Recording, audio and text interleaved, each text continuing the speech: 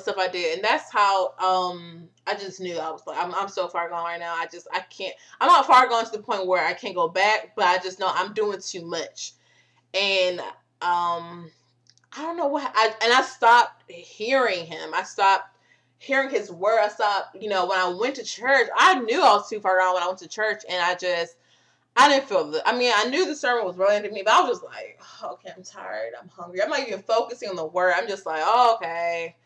You know what I mean? Like, I was in church, not even there. There was no point in me going, because I wasn't hearing it.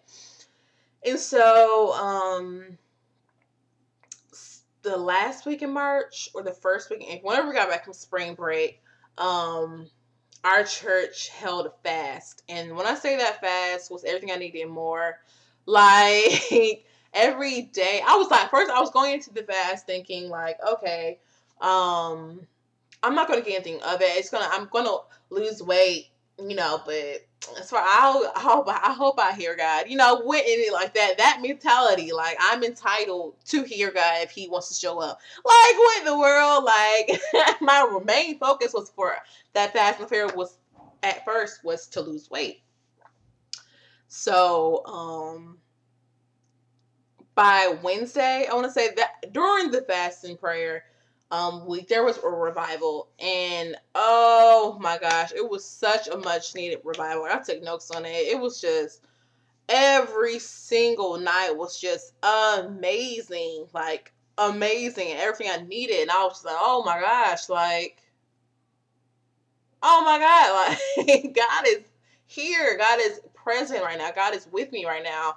And I just feel him all over me. And so, like, the last day of the revival was just the best day, because it was just everyone in the room.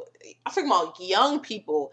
I'm talking about 13, 12-year-olds. They're crying, feeling his presence. I was just like thinking in my head, like, wow, I wish I had that I understand my dad's a preacher, but that's different. If all preachers' kids know, it's different from hearing something from somebody else that's in the word, think from your parents. Like, you can't tell your parents certain things and ask them for advice, certain things, because they're your parents. But it's different, seeing these young kids, and you see that they have mentors in the church, because I know when I was that young, I just didn't understand God. I wasn't hearing it. So I just only imagine how they feel. But anyway, that was an experience in itself. And so I guess the weeks gone by, I don't know.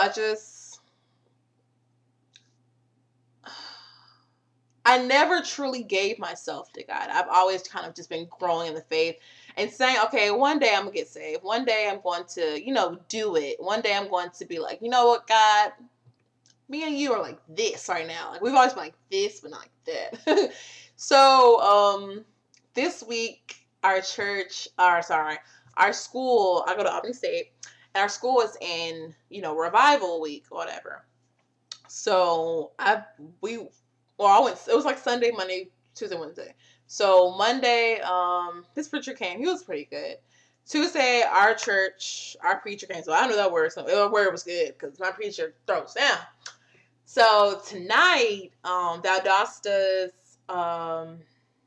experience ministry had came in. At first, when they came, I was like, okay, this is different, because it's young people, it's people my age, and they had dancers, and just, I'm talking about those type of dancers. So I was like, okay, like, whoa, what is this? This is new. So I'm not used to it. Everyone worships differently. So I'm like, okay, this is different, but okay, I'm getting into it. And the preacher came. She was like a young woman. I don't know her name, but she was a great college preacher, because she wasn't those preachers that can't admit that she's been through something. And I love that about her. She, laid out there like, hey, I have struggled with sex, alcohol addiction, pornography. I've struggled with all that. However, I'm a testimony. I've came from that. And she had also, after she got done preaching, she had like 5 people come up and tell their testimony about how they were shamed and how they came from that. And I think like 2 people had the problem with pornography and masturbating and stuff.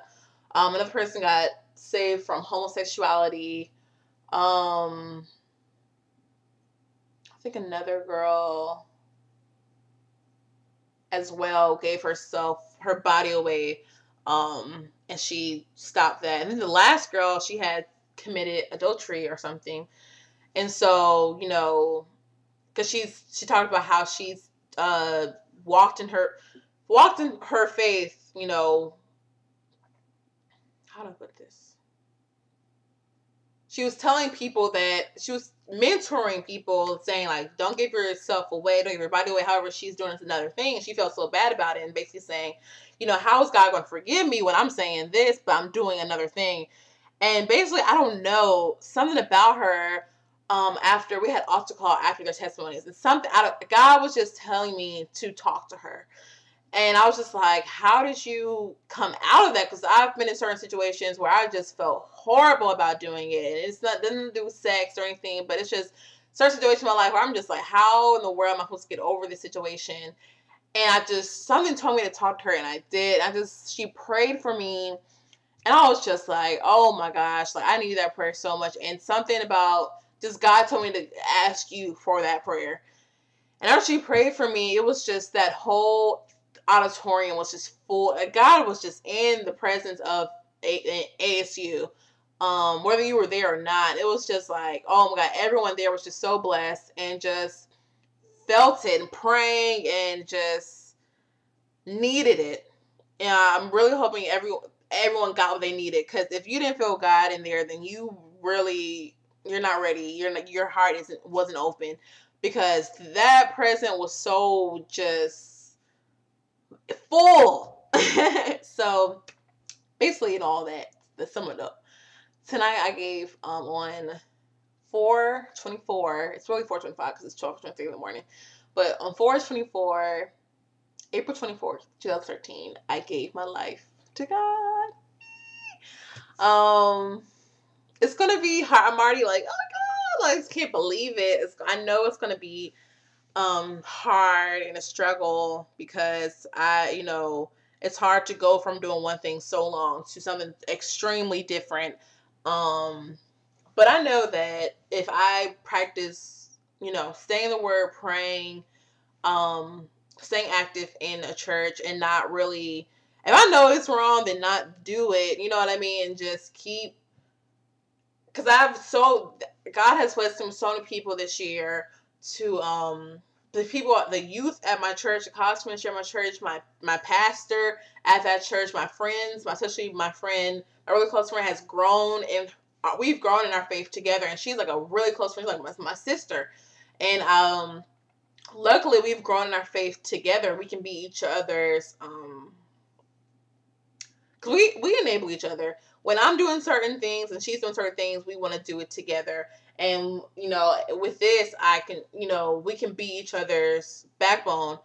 So, and then like the girl that prayed for me, I got her number. It's just so many people in my life that God's bringing to me that are like balancing out the negative, I wouldn't say negative influence in my life as far as friends, but because I've lost a lot of friends along the way in my journey in life, and I've gained a lot of great friends outside of it. I know who my true friends are. I know who's always going to be there for me, which I'm so happy about, that God has deleted those people that don't even feel like, even though at the time I was like, man, why are they not in my life anymore? I miss them, all that stuff.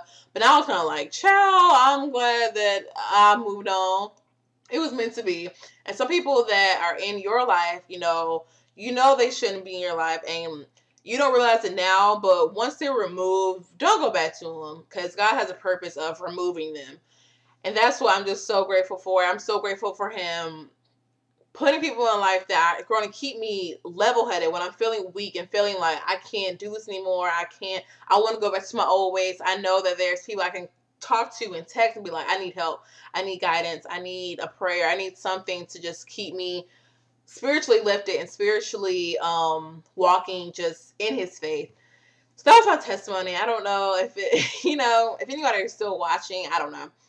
But, I just wanted to post. I probably will post it because you never know what your testimony can do for somebody, even if it just helps one person. Because I've done a lot of things that I'm not even ashamed of. At the time I was ashamed of, but there's so many things that I've done in my life that I regret, but however, I'm so glad that I did it because I learned from it. Every experience that I've done, every experience that I've encountered, I've learned from, I've grown from. I'm not going back to that place that I've got removed from because I know where I was. I know that dark place that it put me.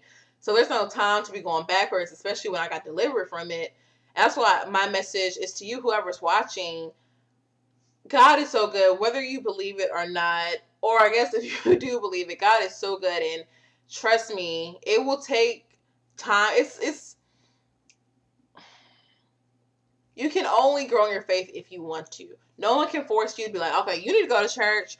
You need to go to Bible study. You need to join this ministry. You need to read your Bible. No one can force you to do that if you're not ready. Because I haven't been ready. I'm about to be 21 years old, and I'm just now this year getting to know God.